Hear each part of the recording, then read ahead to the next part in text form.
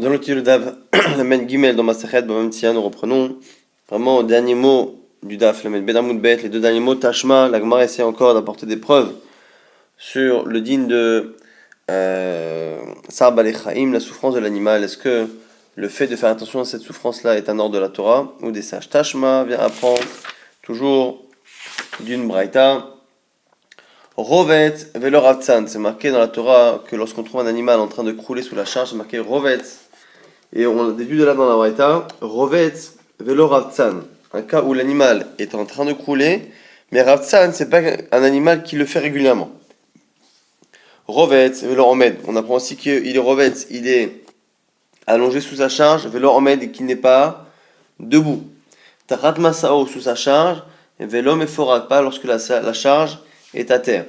Tachat Masao, sous sa charge, Masaoi, Sheachol Amod Bo. Il faut que ce soit un poids que, en théorie, il puisse porter. Veyama Tsar Balechaim Doraita. Et si on pense que Tsar Balechaim c'est Minatora, Mani Rovet, Mani Ravtsan ou Mani Omed, que ça change qu'il soit debout, allongé, qu'il en ait l'habitude ou pas. Si on doit faire attention à la souffrance de l'animal, dans tous les cas, on devrait être Raya. La Gemara nous dit Hamani Rabbi Yossi Galili. Mais dans tous les cas, cette braïta, c'est pas une preuve, puisque cette braïta, elle est selon Rabbi Yossi Galili.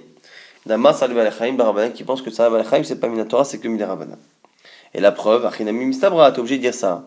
Parce que des katané, Tachat Masao, c'est marqué dans cette même braïta, parmi les diukim, Masao Shachol Amod Bo, il faut qu'il porte un poids qu'il puisse en théorie porter. Man Shamatle Itle Aizvara, qui pense cette logique-là? C'est Rabbi Yossi Galili, Shma Minadala, tu vois que toute la braïta c'est Rabbi Yossi Galili, donc c'est pas une preuve pour les autres. La Gemara dit, mais attends, ça peut pas être Rabbi Yossi Galili, pourquoi? Mais Masid Motmatla, qui est Rabbi Yossi Galili, est-ce que tu peux dire que c'est comme Rabbi Yossi Galili? Bah, Katane Seifa, pourtant la fin dit Tachan Masao, Velo Meforak, Maïlo Meforak, on a dit à un moment donné dans la braïta, Masao, lorsqu'il a le poids sur lui, parce que lorsque le poids est par terre. Alors qu'est-ce que ça veut dire? Il est mal, l'homme lal. Si tu dis qu'on n'est pas chayav de remettre un poids sur l'animal quand le poids est tombé, c'est pas possible. Active akem takim emo. Pourtant, il y a une misa de Taïna, dont on parle depuis 2-3 jours justement, qui nous dit clairement qu'en dehors de la souffrance de l'animal, lorsque le poids est par terre, il faut le ramasser. Et donc, forcément, quand on dit qu'il n'y a pas de mitzvah, et la pshita l'homme bechinam, quand on dit qu'il n'y a pas la mitzvah, c'est qu'il n'y a pas la mitzvah gratuitement. Alors que prika c'est gratuit, gratuitement, Taïna n'existe pas. Et là, Bessacha, mais rémunéré. Machamat de Hitle la Isvara. Rabbanan qui pense ça? C'est Rabbanan, c'est Rachamim. Et donc, c'est pas Rabbi Yossi Agali. La Gemara dit, là, Rabbi Yossi Agali. Ou Betaïna, ça va là qu'à Rabbanan. Non, la Gemara dit, non, c'est Rabbi Yossi Agali. Simplement, Rabbi Yossi Agali, il est en désaccord avec Rachamim sur un sujet. Il est en désaccord avec Rachamim sur Sar Balechaim, sur la souffrance de l'animal. Lui pense que c'était des Rabbanan. Et peut-être que Rachamim pense que c'est Doraïta. Mais, par rapport à la marloquette entre Rabbi Shimon et Rachamim, est-ce que la misa de Terina, d'aider quelqu'un à charger son animal lorsque la charge est tombée, est-ce que cette misa se fait de manière gratuite ou rémunérée? Là-dessus, il peut très bien penser comme Rabbanan. Donc cette braïta peut continuer d'être comme Rabbi aussi, et donc n'est pas une preuve que Tsar Balechaim c'est Mida Rabbanan, même selon Rachamim. Tano Rabbanan, maintenant on a une braïta par rapport justement à cette mitzvah de prika, d'aider un animal qui croule sous la charge, à partir de quand on commence à être hayab. Qui tirait, c'est marqué dans la Torah, qui tirait chamor sunacha, lorsque tu verras l'âne de celui que tu détestes, rovet ramasao crouler sous la charge, azot azvaimo, tu devras l'aider. Yachol, afilomerachok, j'aurais pu penser que la mitzvah commence même lorsqu'on est très très loin. Tamulomar, qui tivga. Donc dans un autre verset, c'est marqué Kitivga, lorsque tu rencontreras. Alors Kitch qui dit Pegia Mamash, si je regarde que cela, j'aurais pu penser que c'est Pegia Mamash, dans le sens où quand on rencontre vraiment, quand on arrive sur place. Tamoulomar qui tirait. La Torah l'a dit d'un côté, qui tirait. Donc on a ici deux informations qui paraissent contradictoires. On a l'impression que la mitzvah commence d'un côté lorsqu'on arrive sur place. D'un côté, on a l'impression que la mitzvah commence à partir du moment où on visualise. Veizoireya Sheishba Pegia. Sur quelle Reya, sur quelle vue, quelle distance on peut commencer à dire qu'il voit, mais c'est comme s'il était déjà sur place. Chachamim ont estimé que c'est Echad Misheva ou Mersa Bemil. C'est 1000, une distance de 1000 divisé par 7,5. Vezé Uris, qu'on appelle la distance de risque, qui correspond à peu près à 150 mètres. Tana ou Midader Imo ad Parsa. Et on nous dit ici maintenant qu'il faut accompagner la personne que l'on a aidée, l'accompagner jusqu'à une distance d'une parsa, de peur que l'animal se retrouve toujours par la suite en danger, ou encore une fois avec un problème avec cette charge. Amaraba Barabchana, et Notel Sacha nous dit Rabba Bachana que ça par contre ce sera payé. Ce qui veut dire que même si on est dans la misa de Prika et que cette misa se fait gratuitement, par contre pour le temps perdu après la marche, il faut une rémunération. Nouvelle Mishnah. Avedato Vavedat Aviv. Celui qui a un objet à lui qu'il trouve et qui doit rapporter à la maison. Et d'un côté, il a un objet qu'il trouve qui appartient à son père, qu'il doit rapporter à son père. Donc il a mis d'Ashavat Aveda d'un objet qui appartient à son père et d'un objet qui lui appartient à lui-même. Qui passe en priorité dans le cas où il ne peut pas transporter les deux objets. Avedato Konemet, d'abord la sienne à lui. Avedato Vedat Rabo. Quand il a la propre, sa sienne et celle de son rave, chez Kodem, pareil, c'est la sienne qui passe en premier. Avedat Aviv, Avedat Rabo, celle de son père et celle de son rave. Chez le Rabo Kodemet, celle de son maître passe en premier. Chez Aviv, Lo Evio, Evio, et là l'Olamaba. Et Rabo, chez Im de Chochma, Mevio, Lecha, Olamaba. Parce que le père l'amène dans l'Olamazé, le père l'a fait naître dans ce monde-ci, alors que le maître lui donne accès au monde futur, par la sagesse qu'il lui enseigne. Et Im Aviv Chacham, si son père est Chacham, chez Aviv Kodemet, c'est d'abord celle de son père. Après maintenant, la Mishnah enchaîne sur non plus la Chadashot Aveda, mais la de justement de poids, du fait de d'aider quelqu'un. Alors ici on nous dit Ayaviv Rabbo Shnei Nosim Asoy Maniach et Shel Rabbo Vacharkach Maniach et Shel Aviv. Donc il doit aider ici son père ou son rave à décharger. D'abord il aidera son rave et après son père. Lorsque une personne a son père et son rave qui sont prisonniers, qui doit les libérer avec une rançon, peut-être Rabo d'abord il libère son maître, Charkar peut-être Avi après son père, et Imaviv Chacham si le père Chacham, peut-être Avi d'abord le père, Charkar peut-être être Rabo. On a une Mishnah donc finalement qui nous dit que par rapport à Shavat Aveda, déjà l'Aveda, sa Aveda propre à lui, son objet à lui, passe avant celle de tout le monde, son maître, son rave, son père, quiconque. Après, on nous dit qu'à la fois dans la Shabbat Aveda, à la fois dans le fait d'aider quelqu'un à décharger, à la fois dans le fait de racheter des prisonniers, le maître passe avant le père, sauf lorsque le père lui-même est chacham. Menan Emile, d'où sait-on dire ça justement que la Veda, l'objet personnel, est plus important que l'objet de l'autre et même de son père et de son rab. Amar Veda Marab, Amakra, c'est inversé. Efes. Il ne faut pas qu'il y ait parmi toi, en toi, un pauvre. Et donc c'est en toi d'abord que tu dois éviter qu'il y ait un pauvre. Shelcha, Kodem, Shel Koladam. Ce qui t'appartient à toi passe avant ce qui appartient aux autres. Marav, mais nous dit tout même Rav, Kolam Kayem, Be'atzmokar, tout celui qui accomplit cette chose-là, sauf Balidekar. Il en arrive, c'est-à-dire tout celui qui privilégie ses biens à lui, finira par avoir besoin des autres et avoir des problèmes avec ses biens. Donc ce qu'on nous dit ici, c'est que même si la halakha tolère que la personne fasse attention plus à ses biens à lui qu'à ceux des autres, si la personne prend l'habitude de le faire, il finira par lui-même s'appauvrir.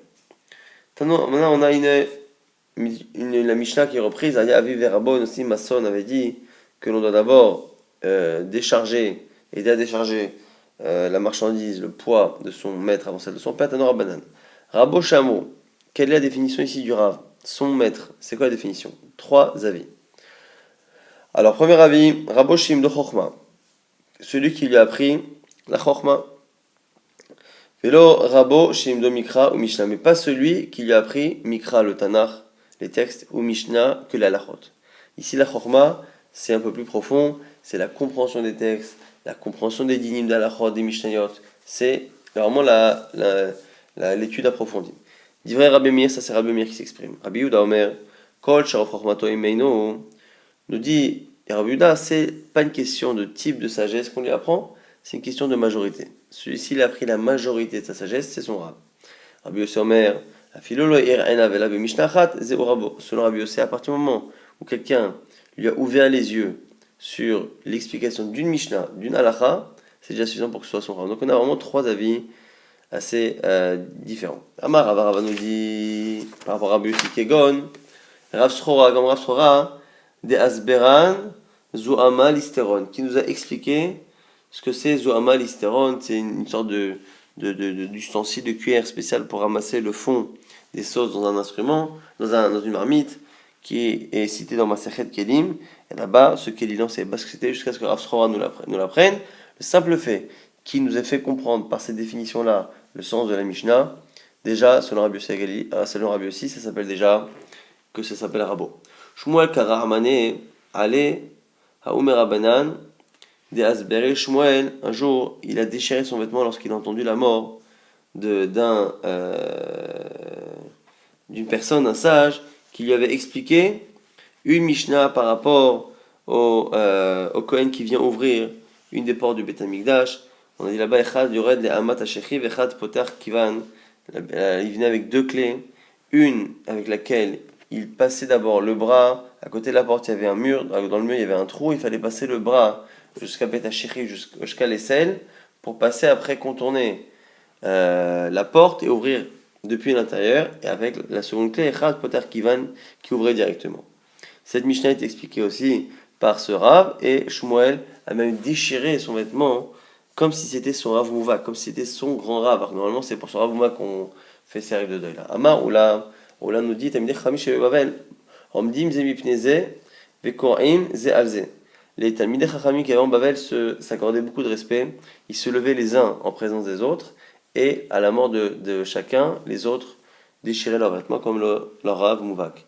Oyan Aveida, Bimkom Aviv, Einan Chosrim, il a les Rav Mouvak, mais par contre, lorsque il trouvait un objet trouvé, il ne considérait pas n'importe quelle personne qui étudie comme étant son Rav, parce que là, ici, c'est une chroma qui peut finalement entraîner un interdit, puisque normalement, c'est le père qui devrait être gagnant, et là, le père serait perdant si on considère tout le monde comme étant son Rav. Kaba Emine Rav Chizda Ravuna, Rav Chizda pose la question à Ravuna. Talmid Tzarich Lo Rabo Mai. Donc Rav Chizda est l'élève de Ravuna.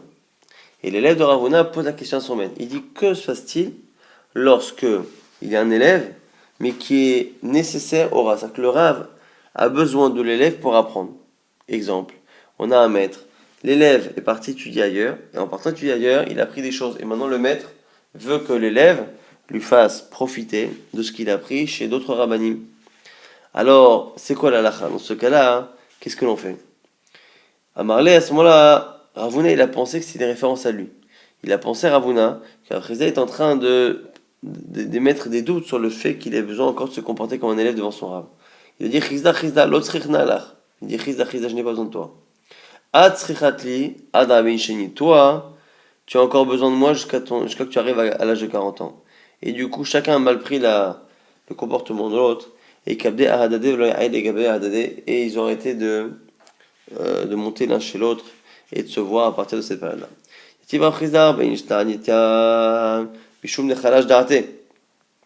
On dit que Rav Chizda, finalement, a jeûné, il a fait 40 jeûnes parce qu'il a contrarié Ravuna.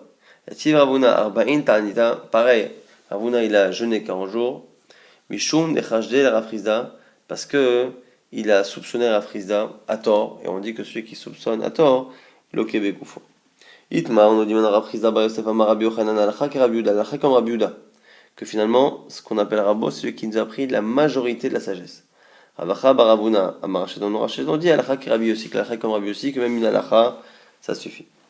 Bien Rabbi Yochanan, qu'est-ce que Rabbi Yochanan peut dire ça? Amar Rabbi Yochanan alakha qu'est-ce que Mishnah? Pourtant Rabbi Yochanan il pense que l'alakha est toujours comme une Mishnah anonyme.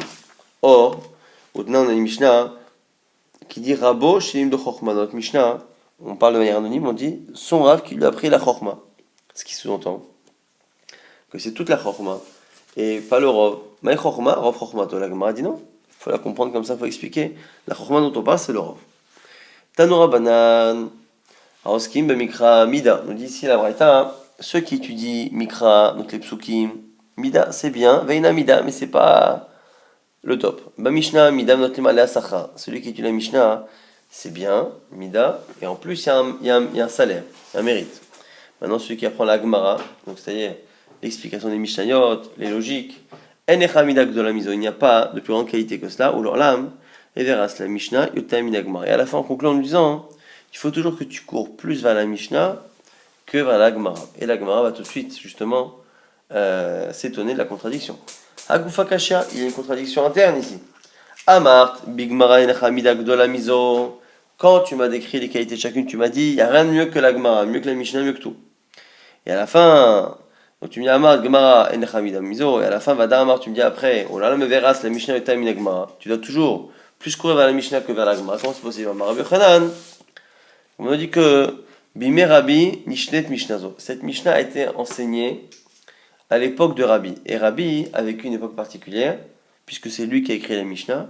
Il a vécu la période pré-Mishnah avant la Mishnah, et la période évidemment après l'écriture de la Mishnah. Et du coup quoi? Mais Rabbi Nishel Mishnazo. Shav Kukula Alma Matnitin, Yazdo Batar Gemara. Au départ, il a dit quoi? Il leur a dit la vérité, que la Mishnah c'est bien, mais que la Gemara, la compréhension de la Mishnah, c'est encore mieux. Lorsqu'il a vu, une fois qu'il a enseigné la Mishnah, que les gens, justement, passaient trop de temps à approfondir les différences entre les Mishnayot, mais qui ne connaissaient pas bien les Mishnayot eux-mêmes, Adar Darashleu, il a été d'Orej, on l'a verra les Mishnayot Tamim Gemara, qu'il faut toujours courir plus vers la Mishnah que vers la Gemara, que c'est l'essentiel. Maintenant, Maï Darouche, d'où justement Rabbi Yochanan, d'où Rabbi accorde autant d'importance à la Gemara, à la compréhension justement des halachot en profondeur. Quel est Darish Rabbi Yehuda, Berabi Elai, comme on a fait la dracha ici de Rabbi Yehuda, Barabi Elai. Maïdirtiv, Haged la Ami Pisham, ou le Bet Yaakov Hatotam, c'est marqué dans Ishaya, dis à mon peuple leur faute, ou le Bet Yaakov, à la maison de Yaakov, leur Hatot, leurs erreurs, leurs fautes. Haged la Ami Pisham, dis à mon peuple leur faute. Et l'autre Talmidei Chachamim, ça fait une allusion au Talmidei Chachamim, aux sages. Chez Shegagot, Naasot Lahem Kesdonot, que pour eux, il faut leur dire que les fautes involontaires sont comptées comme des fautes volontaires. Ou le Bet Yaakov Hatotam, lorsque tu dis de dire à Yaakov leur faute, c'est l'inverse. Et le Amaret, c'est les ignorants. Chez Zdonot, Naasot Lahem Kishgagot, que chez eux, les fautes volontaires sont comme des fautes involontaires. Pourquoi? Parce que quelqu'un qui n'y connaît rien, même lorsqu'il sait que c'est interdit, sa connaissance de l'interdit est très limitée. Et donc, on dit qu'il les adore parce qu'il sait ce qu'il fait. Mais en réalité, il croit qu'il sait ce qu'il fait, mais il ne comprend rien réellement parce qu'il n'a pas ces connaissances pour avoir un vrai zadon. Donc ça s'appelle presque un shogeg. Et chez le Talmid Chacham, qui est censé tellement connaître et comprendre, chez lui, le fait d'oublier ou le fait de mal comprendre est tellement anormal par rapport à ce qu'il connaît que c'est déjà une erreur par négligence qui ressemble déjà presque à une erreur volontaire. Vaïnou Didnan, Rabbi Yehuda Omer, Evezair Betalmud, Shishigat Talmud, Ola Zadon, c'est ce que dit justement Rabbi Yehuda, on l'apprend entre autres dans Pirkei Avot, que faire attention à l'étude au Talmud, à la compréhension des choses, parce que l'erreur involontaire dans l'étude et la compréhension compte pour quelque chose de volontaire, parce qu'encore une fois, on attend des Chachamim qu'ils étudient en profondeur les explications et les sens de chacune des halachot. C'est la raison pour laquelle Rabbi peut nous apprendre justement que Talmud, c'est Mida Sheina Torah Imena. Darash Rabbi Yehuda Berabi Elai, toujours une racha de Rabbi Yehuda Barabi Elai Madirtiv, Odevar Hashem Haredim El Devaro. Écoutez la parole de Dieu, Haredim El Devaro. Ceux qui craignent sa parole. Imru Achechem, Sunachem, Yaldechem, Lem'an Shemi Chabed Hashem. Vos frères qui vous détestent, vous repoussent, ainsi de suite. Là-bas, au niveau du pshat, on a affaire ici au prophète qui s'adresse à ceux qui craignent vraiment Dieu et qui leur dit n'écoutez pas vos frères qui se moquent de vous et qui disent que Dieu est plus proche d'eux, c'est vous qui avez raison, et ainsi de suite. Maintenant, ici, c'est une dracha. Elo Talmidei Chachamim, Charedim El Advaro, ceux qui ont peur d'Hachem, de sa parole, c'est une allusion de Talmidei Chachamim. Amochechem Elo Baalei Mikra, vos frères, c'est ceux qui étudient le Mikra, donc les textes écrits. Sonachem, ceux qui vous détestent, Elou Baalei Mishnah, ceux qui étudient la Mishnah, Meladechem, ceux qui vous repoussent, Elou Ameharetz, c'est ceux qui ne connaissent pas la Torah. Shema Toma Basak Sivram, Uvatal Sikuyam. Tu aurais pu penser que ce qu'on nous dit ici, c'est même lorsque Pasak Sivram, lorsqu'ils ne sont pas heureux et qu'ils n'attendent pas justement la bia du Mashiach, la venue du Mashiach. Donc on aurait pu penser qu'ils ne vont pas se réjouir au moment du Mashiach.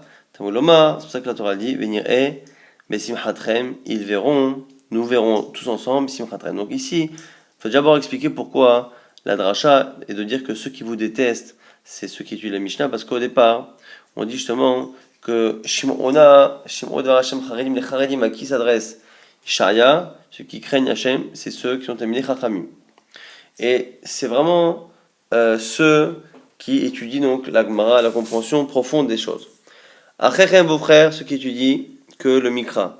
Ceux qui vous détestent, c'est la Mishnah. Pourquoi? Parce qu'on dit ceux qui étudient la Gemara dédaignent ceux qui étudient la Mishnah, parce qu'ils étudient la Lachot sans les comprendre et qui peuvent arriver à des erreurs compliquées. Mais la Dechem lo Amaretz, et donc ceux qui vous excluent, c'est les Amaretz, c'est les ignorants qui souvent n'aiment pas les Chachamim.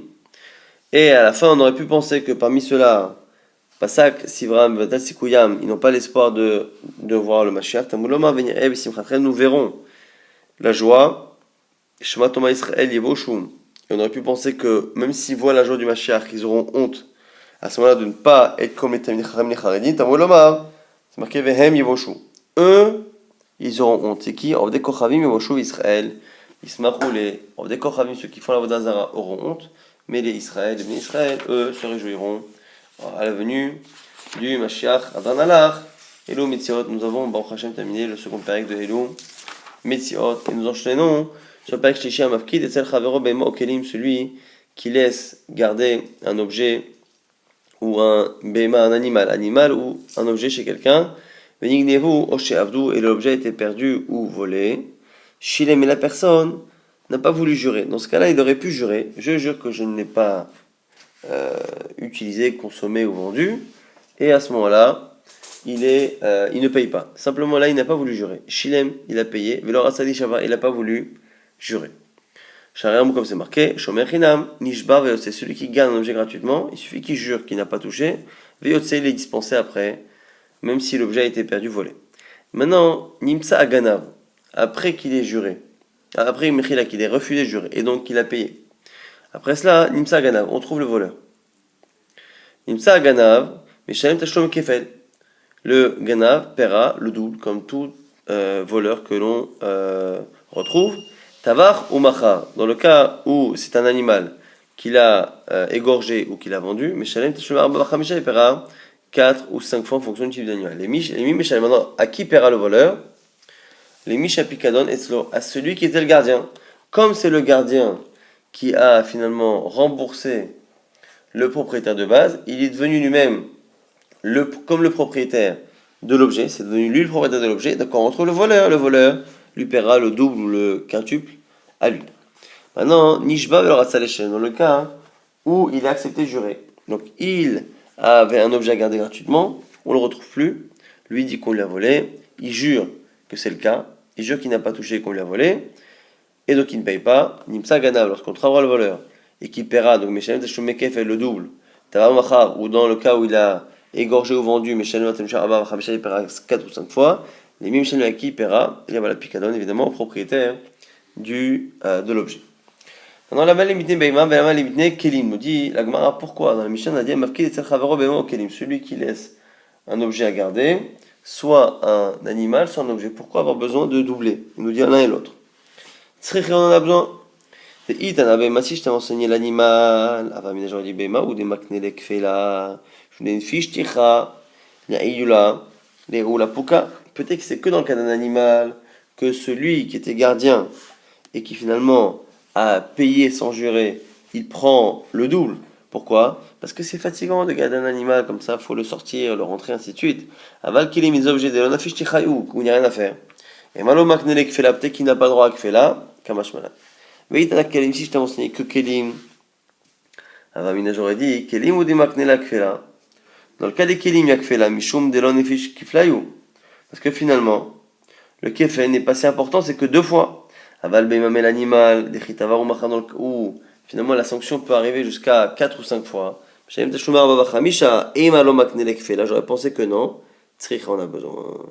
Ça, c'est finalement la réponse qui est donnée par Agmara pour justifier justement qu'on ait besoin de préciser à la fois pour les kélim, à la fois pour les behemoths, pour les animaux. On va rapidement tenter de résumer donc ce qu'on a vu dans ce daf La Mem Gimel, on a vu que finalement on n'avait pas trouvé de preuve sur Tsar Balchaim de Oraito des Rabbanan. Selon Rabbi Yossi Galili, évidemment, c'est Midei Rabbanan. Selon Chachamim, on n'a pas trouvé de preuve très claire. On a vu que la mitzvah de prika, la mitzvah d'aider quelqu'un dont l'animal croule sous la charge, commence à une distance à peu près de 150 mètres. À une distance où on voit et ça s'appelle déjà presque une rencontre. Entre la vue au loin et la rencontre, on a vu qu'après il fallait accompagner la personne et l'animal, et pendant une parsa, et par contre cet accompagnement devait être rémunéré, c'est ce qu'on apprenait à la fin de la Mishnah précédente. On avait vu que lorsqu'on avait son objet trouvé et l'objet de quelqu'un d'autre, son père, son rave ou n'importe qui, c'est le sien qui, halachiquement, au niveau strict, passait en premier. On apprenait de Efes, Kilo Yebecha Evion, qu'on doit toujours faire attention plus à son argent qu'à celui des autres, mais il n'empêche que celui qui prend l'habitude de faire ça finira par s'appauvrir. Et donc, du coup, ça, c'est l'halakha strict, ce qui est autorisé. Mais on nous demande, pour nous en tout cas, de faire les films Mishwartanim au-delà de ça, et de penser d'abord au bien aussi des autres. On a vu que le maître, le rav, était toujours en priorité par rapport au père, sauf si le père était le Metamit Racham. Quelle est la définition de son rav? Trois avis. Un qui dit que c'est celui qui lui a appris que la Gemara, un qui dit que c'est celui qui lui a appris la majorité de sa connaissance, et l'autre qui dit qu'il a fait même une seule halakha, et on avait rapporté des histoires qui montraient que Tamit Rachamim, peut-être pas pour Ashavat Aveda, mais rien que déjà par kavod entre eux, parfois considérer n'importe quelle personne qui lui avait appris une halakha ou simplement Tamit Racham, le considérer comme son rave le plus important, et donc se lever les uns face aux autres ou déchirer les vêtements en apprenant la mort de l'un. On a vu également que même si la Gemara c'est l'étude la plus importante, à une époque où on dédaignait un peu la Mishnah, Rabbi avait dit qu'il fallait tout de même étudier la Mishnah, c'est tout de même très important pour ne pas justement que la Gemara, que l'étude de la compréhension des textes et d'Alachot passe en premier et fasse oublier la Mishnah. On a vu également que l'étude des Talmid Chachamim était importante et la compréhension était importante à tel point qu'on considère leurs erreurs involontaires ou leurs oublis, on les considère comme quelque chose de volontaire, puisque justement on attend d'eux une compréhension des choses tellement en profondeur que l'erreur justement ne peut pas être excusée quasiment, et donc du coup leurs shgagot elles sont comme des donotes, comme quelque chose qui est volontaire. On a vu à la toute fin donc du Daf, nouvelle Mishnah, qui disait que lorsqu'une personne avait un objet à garder et qu'il était gardien gratuit, si l'objet est perdu, il n'a qu'à jurer que c'est pas lui, et si il jure à ce moment-là, il n'a pas besoin de payer. À ce moment-là, si on trouve le voleur paiera le double au propriétaire. Par contre, si la personne n'a pas voulu jurer et a décidé de payer, de rembourser comme il n'a pas juré, il a remboursé, à ce moment-là, il devient le propriétaire. Donc si on trouve le voleur paiera le double ou le quintuple en fonction de la situation. Il la paiera non pas au propriétaire de base, mais à celui qui était gardien, puisque le gardien, en acceptant de payer au lieu de jurer, en est devenu quasiment propriétaire.